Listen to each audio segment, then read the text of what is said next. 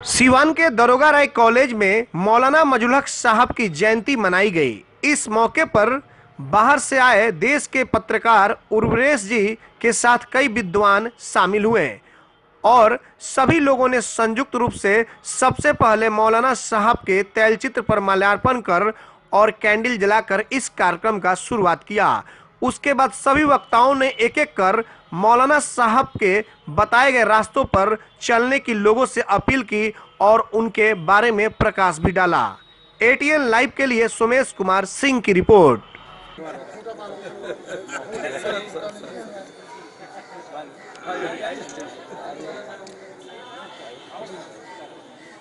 आज के इस राष्ट्रीय अवसर के अपने विधिवत उद्घाटन दीप प्रज्वलन के साथ हुआ। मौलाना साहब का चित्र है।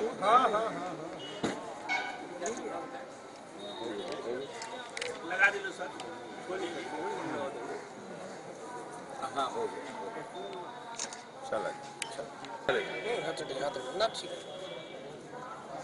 आश्रम साहब दोनों से आगे के कवि प्रोफेसर डॉक्टर हरिकेश सिंह जी को सम्मानित कर रहे हैं।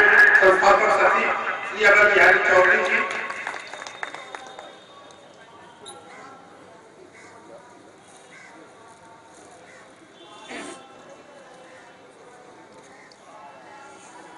अब देश के जाने माने बेबाक पत्रकारिता के लिए जाने जाने वाले श्री उर्वरेश जी का स्वागत हो रहा है संस्थापक सचिव के द्वारा।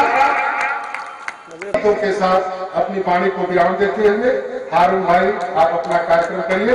मैं उद्घाटन की घोषणा करता हूं और यही निवेदन करता हूं कि यहां बैठे हुए सभी लोग मजहरुल हक साहब, बाबू ब्रजकिशोर और निश्चित रूप से कम दरोगा बाबू को याद कर लेंगे तो वो त्रिवेणी में स्नान कर लेंगे। इनके तीनों स्तर के प्राप्त अनुकरणीय, इनके आदर्श और विचार पूर्व प्रासंगिक, खास करके आज के भारत और भारतीय समाज की वर्तमान परिस्थिति में जहां हमारी गंगा जमुनी संस्कृति के स्वरूप और सद्भावना को विकृत करने की चेष्टा में छदम सा राष्ट्रवादी अपने को गौरव का अनुभव करने लगे। सारे दरख्त काट कर साया तलाश करने वालों को आज की संगोष्ठी से सीख मिलेगी। इसी विश्वास के साथ अंत में सभी पृथ्वी श्रोताओं सहभागिता करने वालों का एक बार पुनः स्वागत, अभिनंदन। जय हिंद। हक साहब अमर है और बोल रहे हैं। और उनके सम्मान में एक पंक्ति नहीं कहूंगा तो बिगड़ जाएंगे। मैं इतना ही कहूंगा कि जौरे जौरे गाय चढ़ेले आ किसुनिया भेद भगवान। आदरणीय प्रोफेसर डॉक्टर वीरेंद्र नारायण जी बहुत संक्षेप में, उसके बाद तीनों मेहमानों का क्रम रहेगा। 1 2 3 4 बहने और एक 5 बहने। तो ये जो जेंडर जो अनिल बोल रहे थे अभी मजहरुल हक साहब के बारे में, भिखारी ठाकुर के बारे में, तो आप सोचिए जब कभी मैं केरला जाता हूँ, जब कभी मैं आंध्र जाता हूँ, जब कभी मैं तमिलनाडु जाता हूँ, तो मैं देखता हूँ कि कभी समारोहों में 2000 लोग हैं या 500 लोग हैं या 200 लोग हैं या 50 लोग हैं, तो भी महिलाओं और पुरुषों का जो औसत है वो काफी ठीक ठाक रहता है। जब मैं अपने इलाके की तरफ बढ़ता हूँ तो मैं देखता हूँ कि वो नदारद है। तो आखिर ये मैं अपनी बात शुरू करूं इसके पहले मैं आप लोगों से एक अपील करता हूं कि आप अपनी बच्चियों को पढ़ा रहे हैं, आप उनको आगे बढ़ा रहे हैं, उनको सामाजिक और समूह के बीच में आने की जो हिम्मत है, साहस है, वो जरूर दीजिए और उनको एक डिस्कोर्स जो है, जो व्यापक विमर्श की प्रक्रिया है अपने समाज में, उसमें जरूर आगे बढ़ाइए। तो इतनी अच्छी आपकी गैदरिंग है, नौजवानों की संख्या जरूर थोड़ी कम है, हालांकि हम कैंपस में हैं, लेकिन महिलाओं की बिल्कुल नदारद है। तो इस पर जरूर सोचिए। ये मैं अपनी बात शुरू करने से पहले आपको बिल्कुल अपील एक छोटी सी कर रहा हूं कि ये क्यों ऐसा है। देखिए, मुझसे ज्यादा आप लोग अच्छी तरह जानते हैं मौलाना मजहरुल हक साहब के बारे में और उनके अवदान के बारे में। हमारे अन्य मित्रों ने इस पर काफी विस्तार से विचार किया है और आपके सामने अपनी बात रखी है। मैं बुनियादी तौर पे जो ये विरासत है, जो सपने इन लोगों के रहे हैं, जो आजादी की लड़ाई के हमारे बड़े नेता हैं, मैं उन सपनों की रोशनी में आज के भारत की तस्वीर पर बात करना चाहता हूं। मैं ये समझना चाहता हूं और आपके बीच में अपनी बात रखना चाहता हूं कि आखिर मजहरुल हक साहब हो, महात्मा गांधी हो, भगत सिंह हो, डॉक्टर भीमराव अंबेडकर हो, भी याद करें आप, गांधी को कितना भी याद करें आप, या जितने भी लोगों को उस समय की याद करते हैं, मजहरुल हक साहब जैसे लोगों को आपको याद करना ही पड़ेगा।